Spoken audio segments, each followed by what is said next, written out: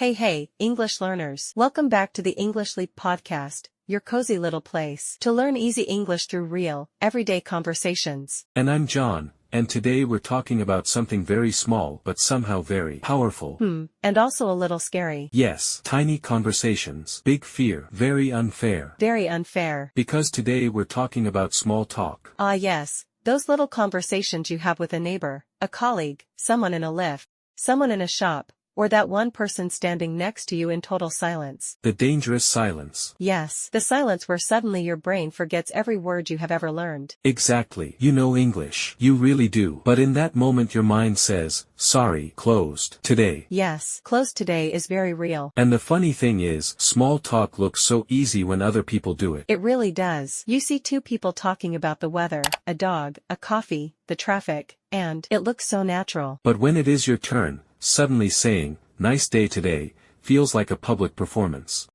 Yes. And I think that is why this topic matters so much. Because small talk is not just small. No, it is often the beginning of connection. It can make a place feel warmer. It can make you feel more confident. And honestly, it can make daily life feel easier. Also, let's be honest, it can save you from standing in a lift like a decorative plant. Yes, a very polite decorative plant. Very polite. Let me ask you something, John. Do you think people are more afraid of making grammar mistakes, or of feeling awkward? Awkward. Definitely awkward. Same. Because grammar mistakes are one thing, but awkward silence, that stays in the soul for a while. That is true. But that is exactly why we wanted to do this episode. Because small talk is a skill. Yes, it is not magic. You do not need a perfect personality. You do not need a perfect accent. And you definitely do not need perfect English. You just need a few simple ways to begin, a few ways to keep the conversation moving, and a calmer way to think about it. That is such a good point. A calmer way to think about it. Because once your mind relaxes, your words usually come more easily. Usually, not always. We are still human. Very important reminder. So in this episode, we're going to talk about why small talk feels awkward,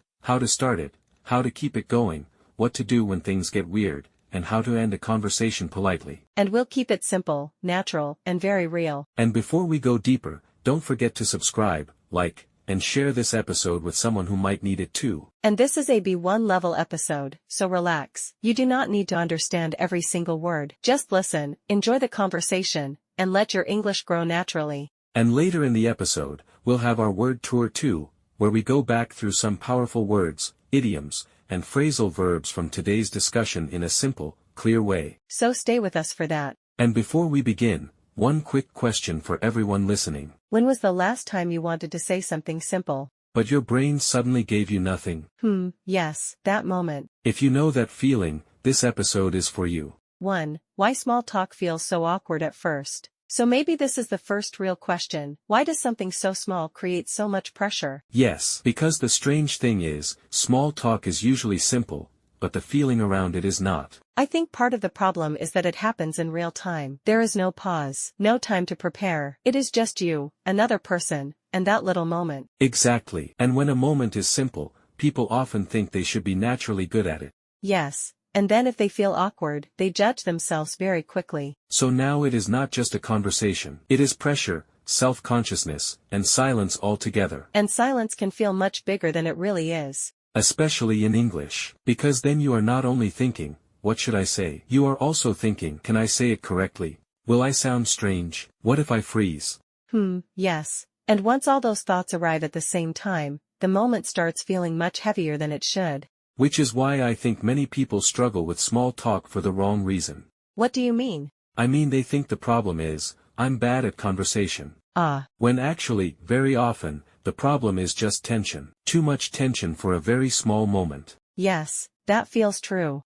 Because if you remove a little of the pressure, the words usually come much more easily. And that is where this idea matters so much, being at ease. Yes, at ease means relaxed and comfortable, not fighting the moment, not trying to be impressive, just being there. I love that, actually, because small talk gets easier the moment you stop treating it like a test. Yes, nobody is standing there with a notebook, giving you a grade for saying, nice weather. Thank goodness. And honestly, the goal is not to sound brilliant. No, the goal is to make the moment feel easier. For yourself, and for the other person too. Exactly. Sometimes the best small talk is just what puts someone at ease. Yes, if you put someone at ease, you help them feel less nervous, less awkward, more comfortable. And that is such a beautiful skill. It really is, because people remember that feeling. They remember the person who made the moment lighter. Not louder, not smarter, just lighter.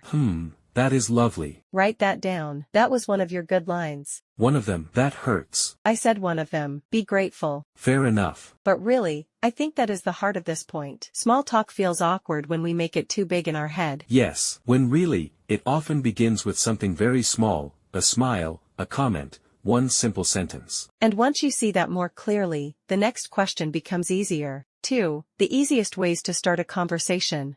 Right, because then you can ask, okay, so how do we actually begin? I think the easiest answer is this: start with what is already there.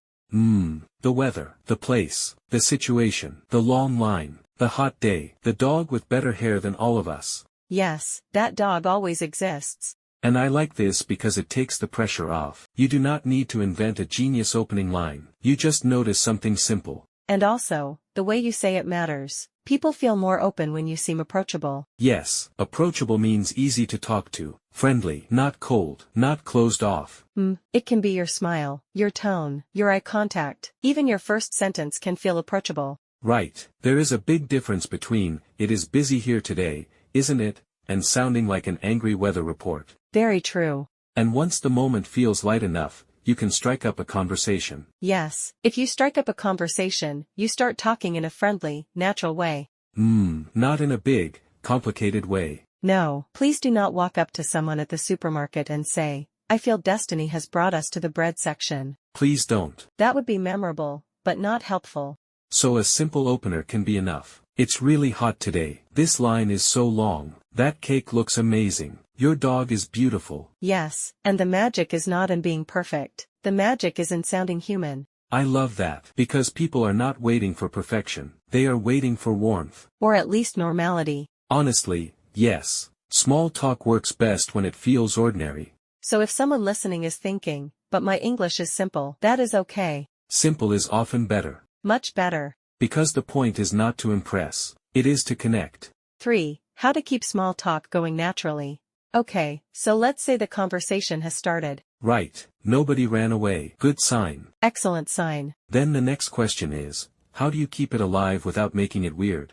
And I think the answer is, be curious, and listen carefully. Yes, because good small talk is not only about starting, it is about responding. Exactly. If the other person gives you something small, use it. Like if they say, "Oh, I went to a bookstore this weekend." Then you can ask, "Oh really? What kind of books do you like?" That makes the conversation more engaging. Yes, engaging means interesting and enjoyable. Someone who is engaging makes the conversation feel alive. And that usually happens when you do one very simple thing. You follow up on what the other person said. Exactly. If you follow up on something, you ask more about it. You do not just let it die there. So instead of jumping to a completely new topic, you stay with what they gave you. Like catching the ball and throwing it back. Yes, that's a lovely way to explain it. And thankfully, this kind of catch does not require any actual sporting skill. Which makes it perfect for both of us. But really, that is why some conversations feel easy. Not because one person is amazing, but because both people are doing this little game well. Listening, then giving something back. And it does not have to be a huge follow-up either. Just one more question, one more little step. What did you think of it? How was that? Do you go there often? Was it fun? Small questions, big difference. Yes, and when you do that well, people feel heard. Which is one of the nicest feelings in conversation. It really is, because once someone feels heard, the whole talk becomes easier. 4. Why open questions work better than yes or no questions. And I think that brings us to a really useful part of small talk. Yes, the kind of questions we ask. Because sometimes a conversation does not end because people are rude. It ends because the question was too small. Exactly. A question can sound perfectly fine, but still give the other person nowhere to go. Yes, sweet little conversation killers. Exactly. For example, did you have a good weekend? And the other person says, yes. And then both people are just standing there, holding the broken conversation. Yes, it falls to the floor immediately. That is why open questions work better. Questions with what, how, why, or which give people more space. And to ask those well, it helps to be observant. Yes, observant means good at noticing things, feelings, details, little clues. Like if someone says, I went to a new cafe, an observant person does not stop at cafe. They hear a chance to ask, oh, what was it like? Exactly. And the other important quality is being genuine. Yes, genuine means real and sincere, not fake. Not asking just because you think you should. People can feel the difference. They really can. A genuine question feels warm. A fake one feels like homework. Hello, human. Please give more details so I can continue my exercise. Terrible energy. Very terrible. So the secret is not only, ask open questions. It is ask open questions with real curiosity. Because that is what makes the conversation breathe. And once you stop trying to control every second of the talk, something else becomes easier too. Handling the awkward moments. 5. What to do when the conversation gets weird or awkward. Ah yes, real life. Real life, indeed. Because sometimes small talk is lovely, and sometimes it becomes strange for no clear reason. Yes, like when you smile and say, that sounds exciting, and the other person says, it really isn't. Yes, and suddenly you do not know whether to laugh, apologize, or quietly disappear. Exactly, and your brain starts looking for the emergency exit. And that is why the most important thing here is, do not panic. Right. A weird moment is not the end of the world. Sometimes people just need a little time to warm up to each other. Yes, if you warm up to someone, you slowly become more comfortable with them. So maybe the first minute feels awkward, but the third minute feels easier. Or maybe the person is just a little strange. Also possible. Very possible. Very. But that is why you stay light, smile, breathe, answer simply, keep moving. You do not need to rescue every awkward moment. No. Some moments are allowed to be awkward. That is such a freeing truth. It really is. Because once people stop fearing awkwardness so much, they become braver. And bravery matters more than smoothness, honestly. Much more. A slightly awkward human is still better than a perfect robot. Always. 6. How to ask when you do not understand a word. And actually, that leads us to another moment that makes a lot of English learners nervous. Yes, the moment when someone says a word you do not understand. Exactly. And this part matters so much, because this is where many people panic. They really do. One unfamiliar word appears. And suddenly it feels like half the conversation disappears. Yes, because now your brain is trying to do two things at once. Stay in the conversation. And guess what that word meant? And that is where you have a choice. Pretend, or ask. Ask. Always ask. Because asking is not weakness, it is communication. And honestly, most people do not mind at all. Yes, usually they are happy to explain. You can say, sorry, what does that mean? Or, sorry, what do you mean by that word? And doing that actually makes you sound more articulate, not less. Yes, articulate means able to express yourself clearly and well. So an articulate speaker is not someone who knows every word. No, it is someone who knows how to keep the conversation clear. Which is much better than just standing there like a polite scarecrow. Yes, no scarecrow energy. So if you do not understand, ask. Because that keeps the conversation alive. And it shows that you really want to understand the other person. 7. How to end a small talk conversation politely. And now, the part many people forget. The ending. Yes, because starting is one skill, but ending well is another one. Yeah, some people do not know how to leave, so they just stand there smiling, longer and longer, until the moment becomes strange. That long goodbye face. Exactly. But polite exit phrases help a lot. Things like, well, it was lovely talking to you, but I should get going. Or, I don't want to take up too much of your time, but it was really nice talking with you. That feels warm and respectful. Yes, and sometimes, if the conversation went especially well, you can feel that you really hit it off. Exactly. If two people hit it off, they connect very quickly and naturally. And that is such a lovely feeling. It is, but even then, it is still good to end clearly and kindly. Because a good ending leaves a good feeling. And saves both people from becoming trapped in the parking lot for 27 minutes. Very important social skill. Extremely important. So maybe that is the final message of today's episode. Small talk does not need to be perfect. It just needs warmth. A little courage. Real curiosity. And kind timing. Yes, start simply, listen carefully, ask openly, stay human, end politely. And little by little, those small talks stop feeling small. They start feeling like the beginning of real connection. And that feels like the perfect place to pause for a second. Yes, because today we used some really useful words and phrases. So let's slow it down now, and move into our word tour. And let's begin with the phrase at ease. If you feel at ease, you feel relaxed and comfortable. For example, she felt more at ease after the other person smiled and said hello. Or, good small talk helps people feel at ease. Repeat, at ease. At ease. Next is the idiom put someone at ease. If you put someone at ease, you help them feel less nervous and more comfortable. For example, his friendly tone put me at ease right away. Or, a warm smile can put someone at ease in an awkward moment.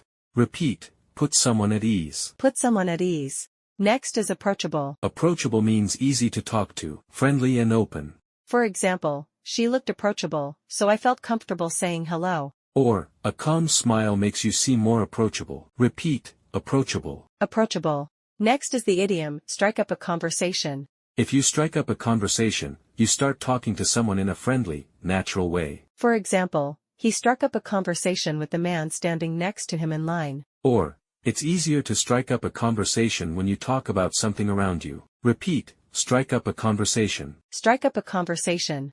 Next is engaging. Engaging means interesting and enjoyable to talk to. For example, she was so engaging that the conversation felt easy. Or, an engaging speaker listens carefully and responds warmly.